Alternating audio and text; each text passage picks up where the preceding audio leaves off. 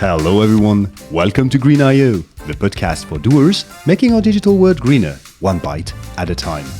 I'm your host, Gaël, and I invite you to meet a wide range of guests working in the tech industry to help you better understand and make sense of its sustainability issues and find inspiration to positively impact the digital world. If you like the podcast, please rate it on Apple, Spotify, or your favorite platform to spread the word to more responsible technologists like you. And now, enjoy the show. Hello everyone, welcome to Green.io and Déclic Responsable, because this is a very special summer episode that we're going to have both with Perrine and Tristan, two great podcasters in French, but of course they speak beautiful English. And you know what? We're not going to talk that much about green IT and digital sustainability in this episode because I really wanted to gather people to share what it is to try to be a voice in the sustainability field, and a voice being someone creating content. And obviously, because I'm a big fan of podcast, I asked two fellow podcasters to join. But hey, that's kind of the same questions that would apply to anyone trying to launch a newsletter, a YouTube channel, or whatever. So why did I invite Tristan and Perrine and actually Richard Anna as well, but he couldn't join? Well, because these folks, they're kind of my heroes with Jerry McGovern and Jerry Gillian. They are the people, when I discovered their podcast, who convinced me that, hey, there is something to be done, except that for me, it was in English and it was with a very clear international focus, trying to connect people across different countries, across different line of businesses, but still people that I admire a lot and that have been really role models in my very young journey as a podcaster. And this is a summer episode, so I won't edit anything. It's just be, a cool conversation as we were near a pool with, of course, rainwater and not water drained from the ground. And, well, to be honest, we are not super sure about what we want to say, so it's going to be very spontaneous. But we wanted to share, what it is to create content as a volunteer, and because all our podcasts are non-profit podcasts, and it might inspire some of you because we need more people in this field. So, welcome Perrine, welcome Tristan. Merci Gaël. Thank you. Thank you. So maybe just starting, how do you feel today? Tristan, I you feel a wanna bit start? sleepy, to be honest. I didn't. My night was pretty terrible, but other than that, well, it makes me usually swear a lot and say stupid things. So maybe it's gonna make this a more enjoyable episode. Who knows? I do think so. My night was not super cool as well, but for good reason. I must admit that I've partied quite a bit yesterday. And what about you, Perrine? How do you feel today? I feel a bit sleepy as well, but also very happy to hear that I can be a hero to someone. So thank you, Gaël. Merci. You're more than welcome. The intro was indeed very flattering. Exactly. A bit over the top, but no, that's nice. I'll take it. But pure truth, to be honest, pure truth. And so, maybe we could start. Well, we're all sleepy, so this is kind of the French podcaster sleepy gang today. But we're still, we're already energized when we are behind a microphone. So maybe, Perrine, do you want to start? Why did you start your podcast? Why did you decide to create content in the sustainability area? That's a good question and a good story to tell. Actually, in 2019, I started to question myself about my job. So I work in e-commerce. I work in digital marketing, more specifically. And I used to work for companies that sell goods online, basically. And in 2019, I started to question, so about my job, about my life, and I joined Green IT. I started volunteering for Green IT in 2019. And at that time, I discovered everything about digital impacts. And I remember telling myself that consuming digital as we did at that time, and I think nothing changed, could make it disappear in 3 or 4 decades. So I remember thinking about how my job would disappear and how the next generations would have to live without technologies. And I also remembered that general public did not know anything about that. They totally ignored the figures, the impact.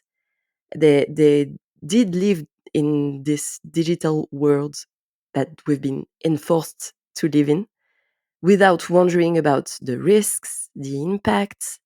So I wanted to start communicating about digital sustainability and digital impact with Déclic Responsable for those people, actually, starting with my friends and my family, because they didn't know anything about digital impacts.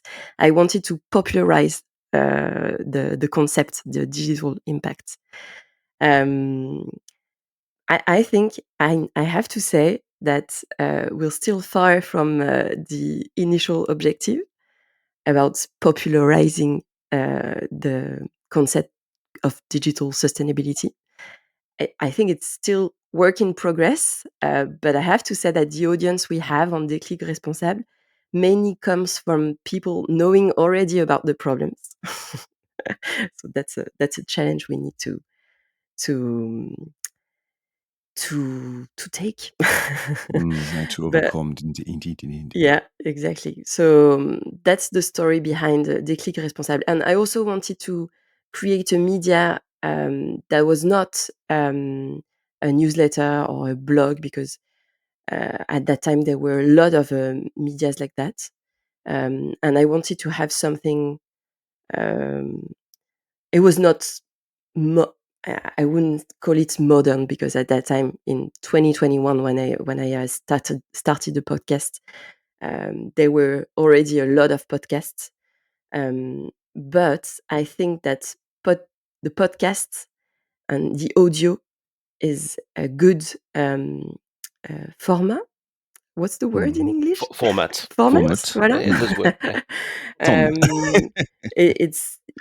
it's kind of light in terms of weight, and weight of format, and it's good because when you're I don't know, in your car or cycling, thinking about you, No, Tristan. you can't. You're not allowed to listen to a podcast No, with you're not. headphones. No, you're not. Well, Yeah, at you least in might you France. I might don't know get in other fined, countries, but at at least least in in France. France, for sure. Oh, that's sad. But I'm pretty sure that people still do that, huh?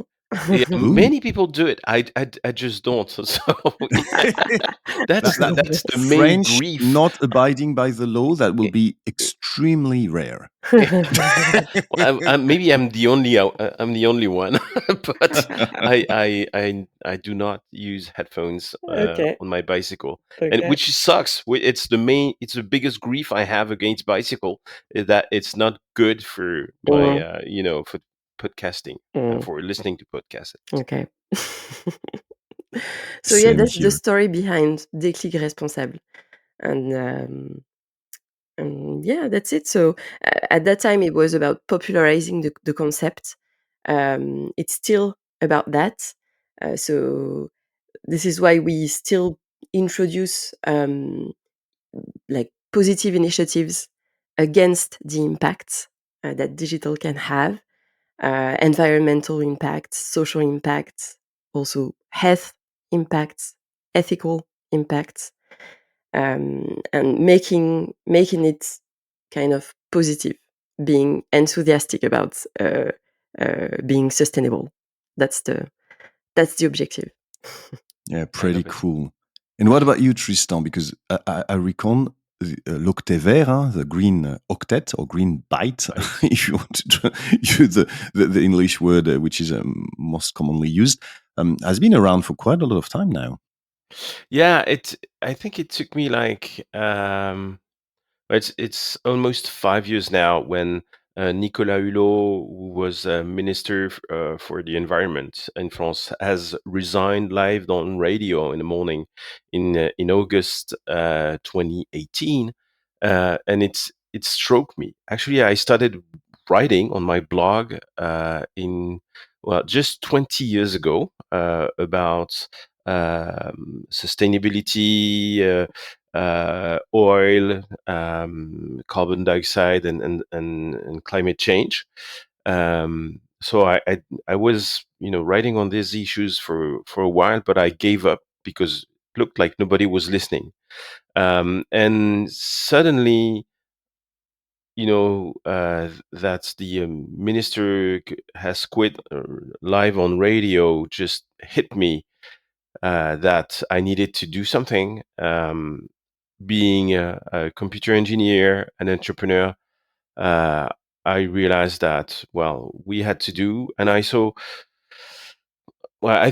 well, what can I do? So I started with, so small daily gestures like trying to ride a bicycle, not buying a new motorcycle, and eating less meat and stuff like that. And I stopped flying. Um, but I thought that I may have a bigger impact. And also, I wanted to do something in my day job, just not as a hobby. I wanted to spend my whole life doing something meaningful, and that implied fighting climate change. So, but the issue is, I'm a computer scientist and tech entrepreneur. So, what can I do? And I thought really hard, and I used the Ikigai method. I don't know if you guys are familiar with it. I encourage you to look it up on the internet. Um, and I realized that what I can do is tell story and explain stuff to people. This is something I'm good at. And so a friend of mine told me, well, if you want to be considered as one of the specialists in the field of IT sustainability, what you need to do is write a book. And I had written a couple of books, one myself, one directed as a book written by several people and such. And I didn't feel like writing another book because I had another project regarding a book. I wanted to write fiction. We'll explain later, but I had a plan to write some fiction about climate change, and so writing another book, which were more like an essay on climate change and IT, green IT and such, didn't make me excited.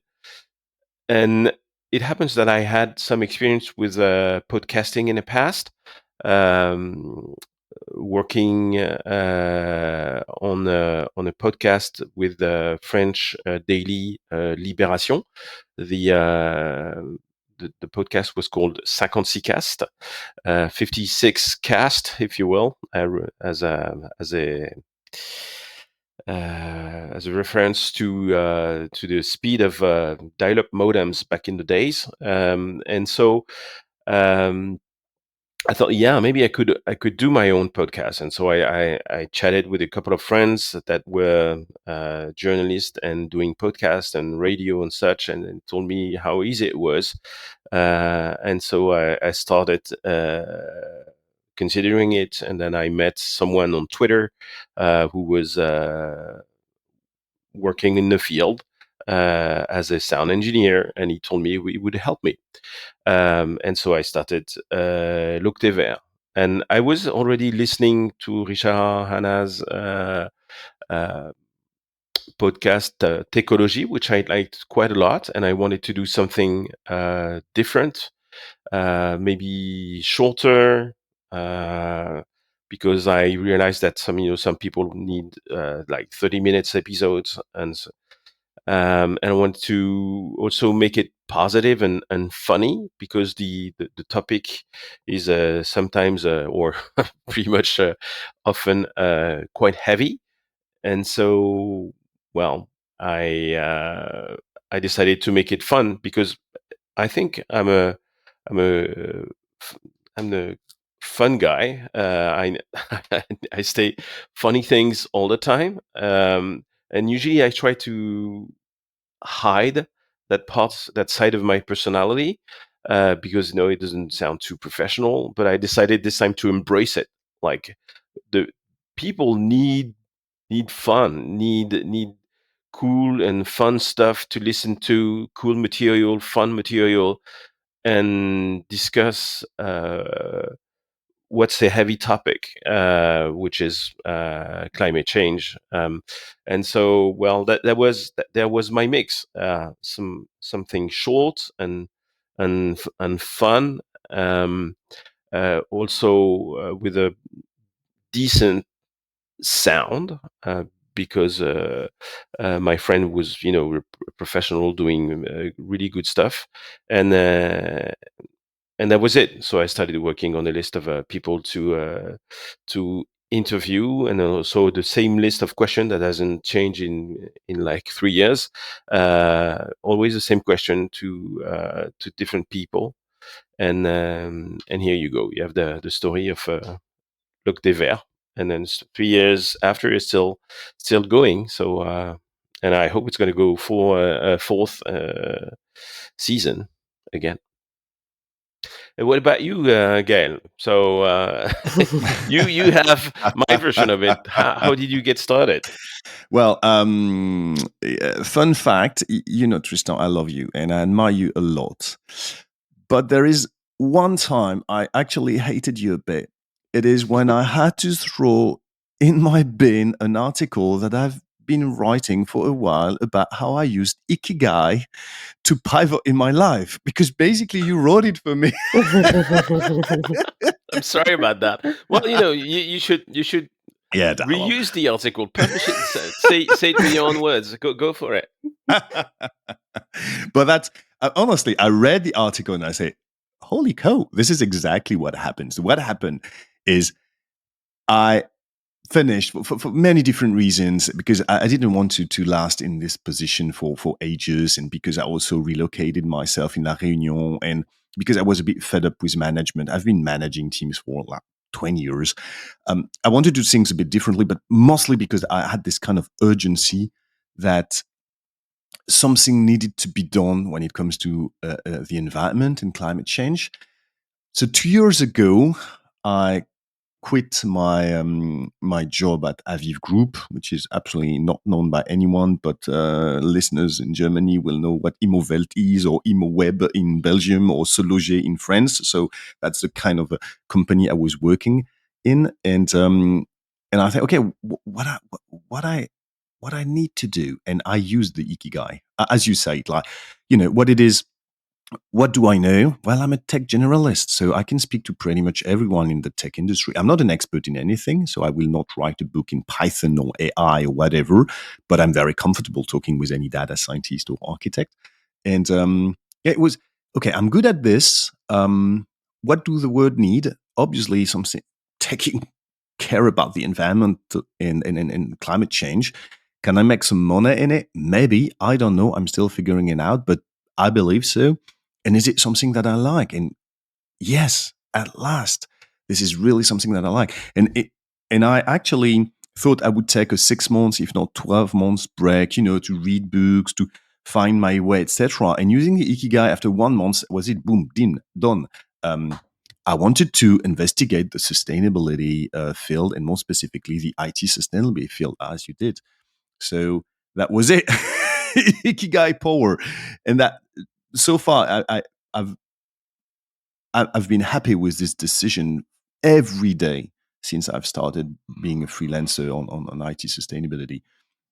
And that's interesting what you've mentioned, both of you, about finding a medium that that resonates, and I don't know, like Tristan, you said, this is embracing who you are. And the truth is, I love talking to people and connecting people. I used to love when I had like an engineer and a product designer hating each other, putting them in the same room, and at the end, making sure that they could talk together. And of course, I enjoyed so much working in an international company because you connect different cultures, etc.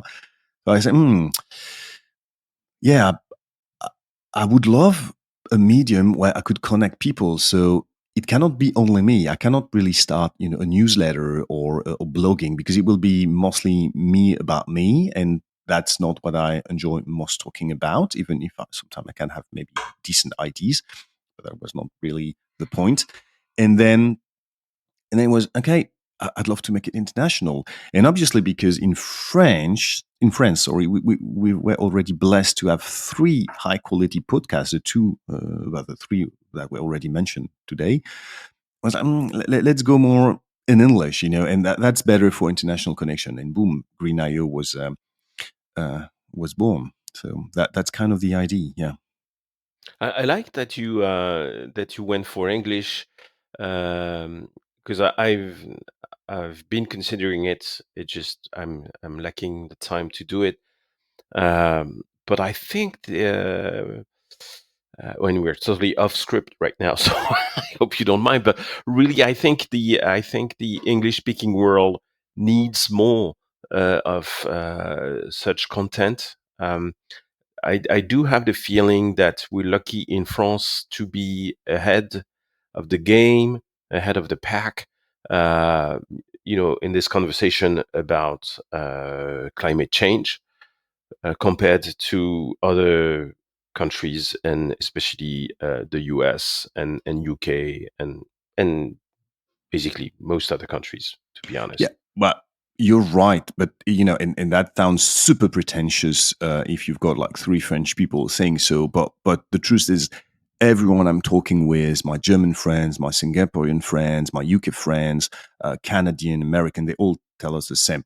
For the moment, and I hope that will not be the case in 1 or 2 years, because that's a bad signal for the planet. But for the moment, the country where IT sustainability has been investigated the most still remain French, which is not a good news. There is only like 70 million, sorry, 70 million people in France. So obviously, we don't want only one country to consider something as big as the digital industry and its impact. But for the moment, that's still the case. Things are, I mean, many countries are catching up. Like very great stuff are happening in Scandinavia, Netherlands, Germany, UK is quite active as well. It's way more difficult in the US because of a very pro technology bias, I would say. But anyway, fun fact to answer your question. When I started to research who would be my competitors slash cooperators, because I don't really believe in that there is a competition between podcasts when or impact media when you aim to do the same stuff, which is raising awareness on climate change and environmental impact. Um, I Googled, and I couldn't believe that if you Google something like Bitcoin podcast or blockchain podcast, you will get something like 1 or 2 thousand results only in English. Huh? If you do the same, even for hyperscalers, AWS, etc., you've got tons of podcasts. Tech for Good or Green Tech, you've got dozens of podcasts. But when I really wanted to find podcasts focusing on the environmental impact and how to green tech rather than uh, green tech, I could barely find any. Environment Viable, which is a podcast I love from the Green Software Foundation, was not created yet. And they were only This is HCD, this is Human Centered Design by the two Jerry, and more specifically the Subtract Worldwide Waste. And that was pretty much it. So can you imagine that there is between 1.2 and 1.5 billion people speaking fluently English in the world? This is the by default lingua franca, and we're talking about less than 4 podcasts worldwide speaking about this. So that was kind of a no-brainer for me when I realized. It's a And good story. yeah, and Green.io. Perrine, Mm.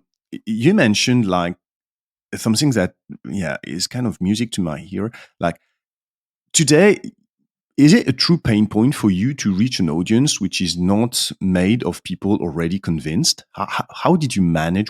And actually, what are the other pain points that you face as a podcaster? I wouldn't speak about pain because Déclic Responsable is like a fun activity for me. But yeah, truth is, when I started the podcast, I thought that people would be super interested in that topic. because everybody is concerned about digital. I mean, everybody use smartphones and devices like every day. But the truth is, I don't know if they don't want to see the truth. I don't know if they want to hear about things like that, but yeah, the audience that I wanted to reach at the beginning is actually not the audience that I have. Because the audience that we have on Déclic Responsable is mainly an audience from our world. And by our world, I mean people from La Fresque du Numérique or people from le collectif Green IT. So Digital collage, yeah, climate exactly. fresk. Yeah, Our absolutely. peers, basically, people who Mm. were fighting against climate change, just like us, Yeah, right? yeah, exactly. People who are already convinced of the emergency of doing something. Yeah, yeah. So in a way, I wouldn't speak about pain points again. No But yeah, pain, no I pain. would say that's a challenge. Yes, But definitely. I'd say, well, even I agree with you. I would love to reach out to more people. On the other hand, the feedback that I get is that what we do is useful. It's coming in support for people who are convinced but are needing energy and stories and emotional support to those who are convinced, who are fighting on a daily basis, and we are feeding them with energy and motivation to keep going. Mm, That's uh, that's what I hear. Like people come to me and ask for a new episode because they love this or that person and the story that he or she said, and they want to hear more of it because it's useful to them, and they need it. yeah, that's good to hear that. Yeah, like more like a feel good or a feel good content or tooling content, like to strengthen your arguments yeah. Yeah, Yeah, okay, I got the and point. inspiration as well, I would say. Inspiration as well. Yes. Yeah, Yeah. yeah, yeah. And it's not me who's inspiring; it's the people that I pick, Yeah, yeah, right? yeah, To exactly. be honest, it's Well, um, I can say it, but you cannot. But I believe that both of you are inspiring in your own way. But that's that's a different. okay. Well, I'll take it, but Yeah, you can Take take you it didn't as say well. that. It's early in the morning. It's a free gift. That's better than coffee. It's always a Merci. good way to start a day. Well, full disclosure, and maybe some of the people listening to it will actually will not identify themselves as peer already, because I've been trying for the last 2 months, and I will tell you how it goes, to go a different way.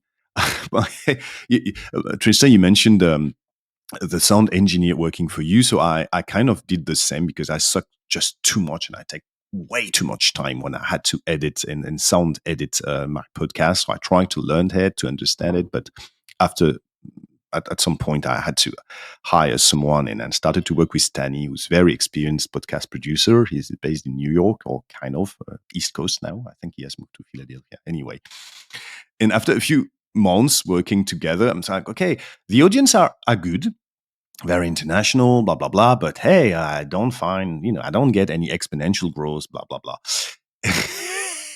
Maybe it's the product. Maybe we should do a better intro. Maybe we should do this. Maybe we should do that, etc., etc.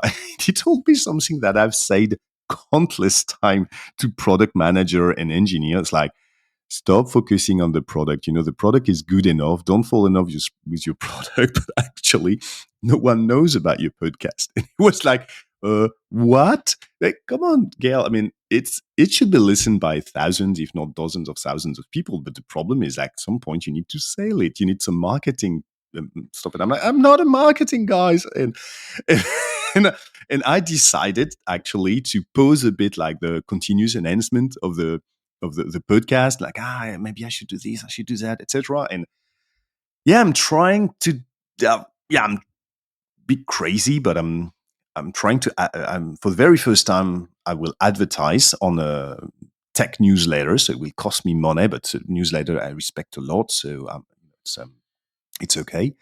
And I'm trying to ping more people on LinkedIn and on social network. Really like doing some kind of sales job. I don't know if it will work, but I really want to try to go beyond the people, and there are many of them who listen to the Green IO podcast and say, "Well, that's good content. It makes you feel better. It helps me discussing with my colleagues, etc." I don't know if it will work, but I will try. I will tell you in a end of the year if Yeah, I tell us about it. run out of money or energy to do so. But Gaël, that's also something that I thought about a lot because when speaking about communication, well, actually, that's my job. I'm not like you guys. I'm not a tech expert. I'm more like a business girl. So that should be my thing, communication. But still, when it comes to my job, my podcast, actually, it's hard. So, and I thought about also the frequency of posting things on social media because I read a lot about sobriété éditoriale, work from great work from Ferriol Lespinasse. When you don't have something to say, then don't post Just, anything. just shut up. Exactly, exactly. So I also thought about being sustainable in the way that we communicate on social media and in the way that we communicate about launching a new episode. But obviously, that concept has also its own limits. And I think it's good that you're going to test new things like new advertising things. But yeah, that's also something that I thought about. Like, should I do this? Should I communicate? Should I create a newsletter? Should I post twice a week or twice a month? It's hard not to be schizophrenic, and being droit dans ses bottes, we say in French. I'm not sure if there's an expression like that in English, but yeah, being droit dans Yeah. ses bottes To meaning stick to your principles, I would say. exactly, yeah, exactly. So yeah, I don't know if Tristan, you had thoughts about this as well for Le Thé Vert, but that's not easy, I would say.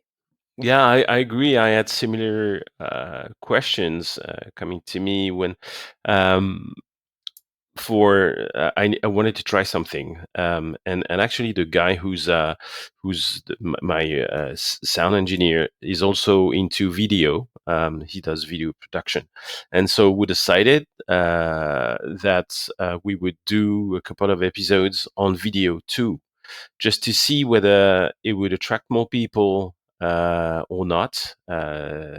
Seeing me doing the interview because uh, right now it's only audio, and so we did video too, but it's not happening on a regular basis enough to see if it really brings a new audience or not.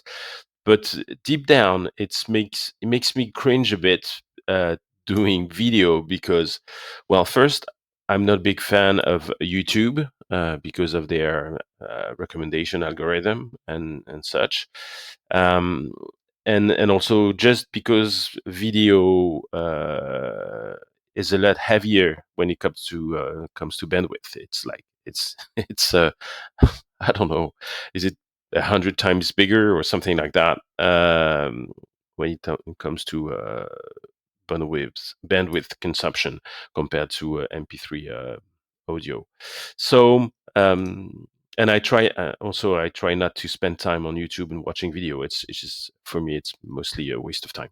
So so that's it. Um, I don't know. I know I should probably do episodes more frequently, but also, for me, Loc de Verre is a hobby, and so I do a new episode when I have time to deal with a new episode, because when work leaves me enough time to make a new episode. So maybe I could take it more seriously, but it's not a business; it's still a hobby for me. Yeah, I think it's a hobby for the three of us, right?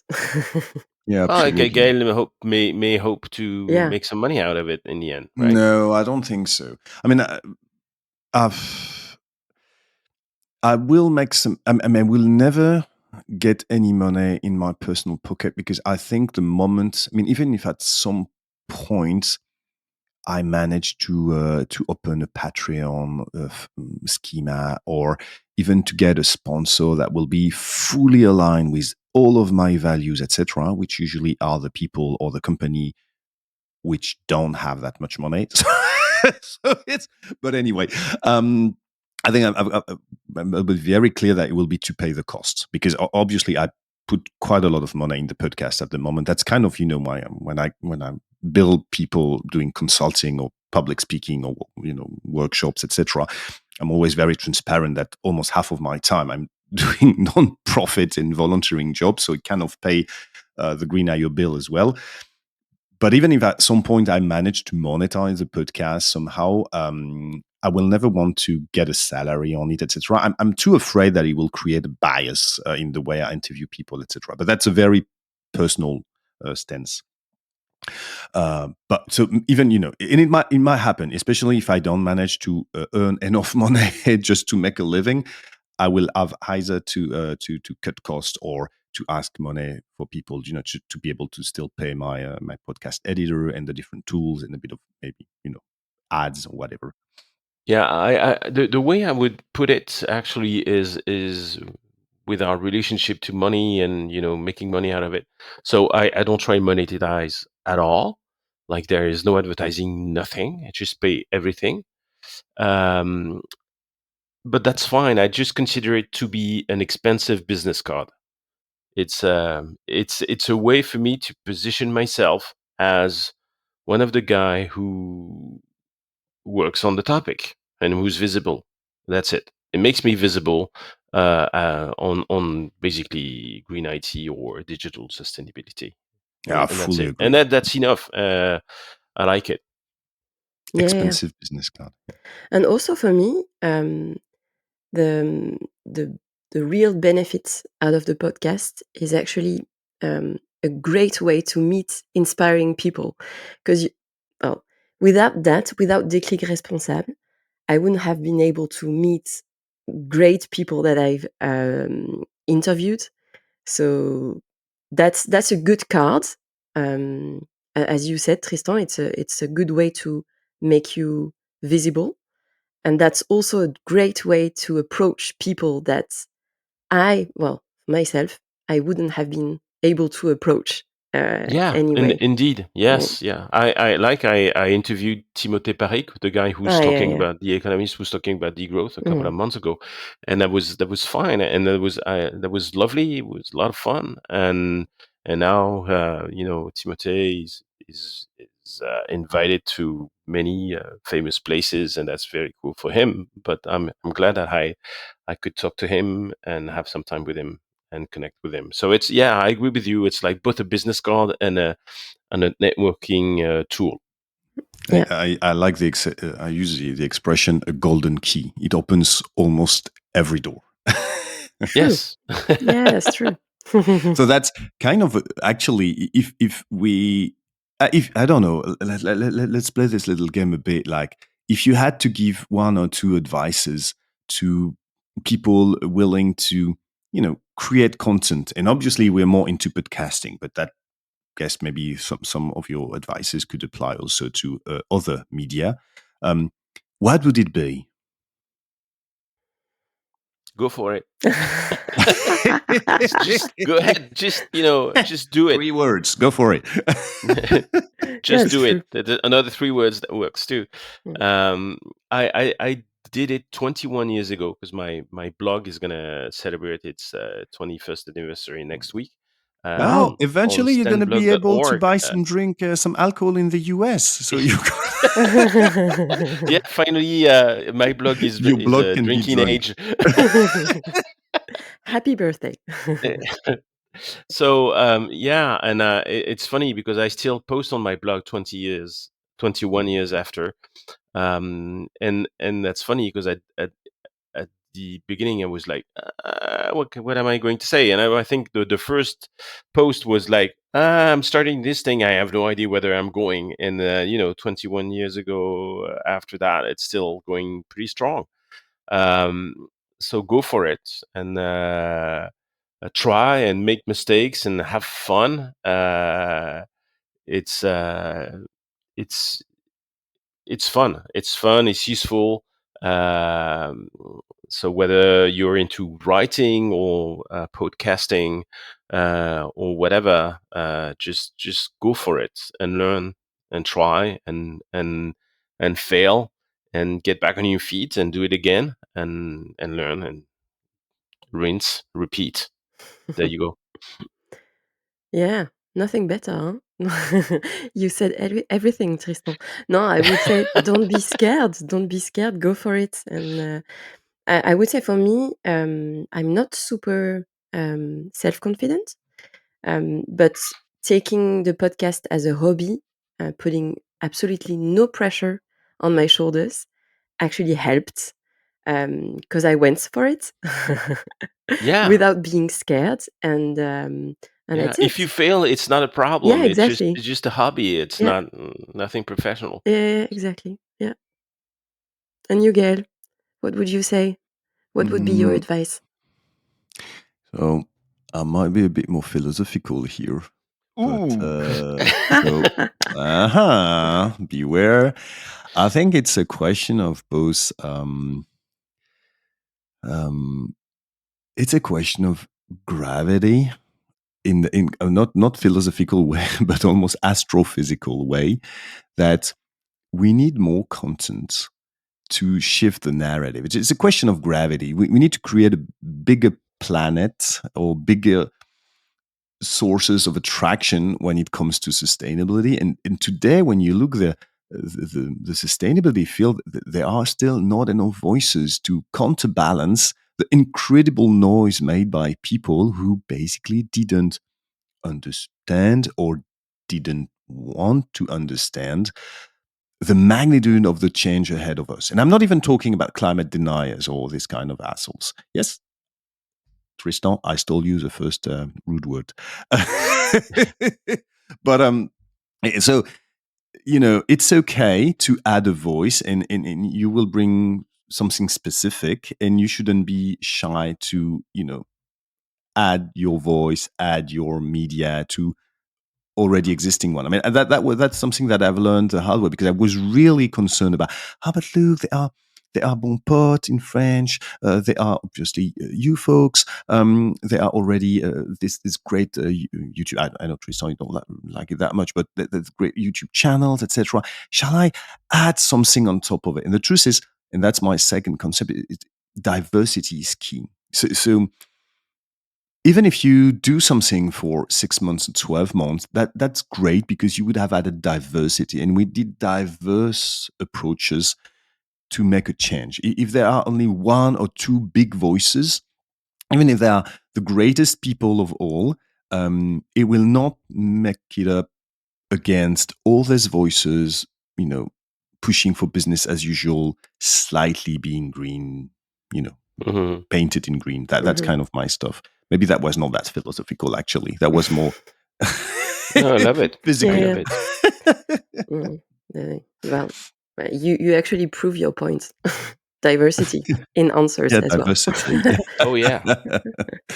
So, but it's a cool episode. I think we agreed to keep it short. So it was, for all the listeners, it was really about, under the hood, just three podcasters, sorry, because I'm going to count myself in it. I talked a bit in this episode as well. So discussing about, why, how, and why you should actually join the concert of the voices willing to make a greener, better word, not even a digital word, but an entire word. So yeah, that was the idea.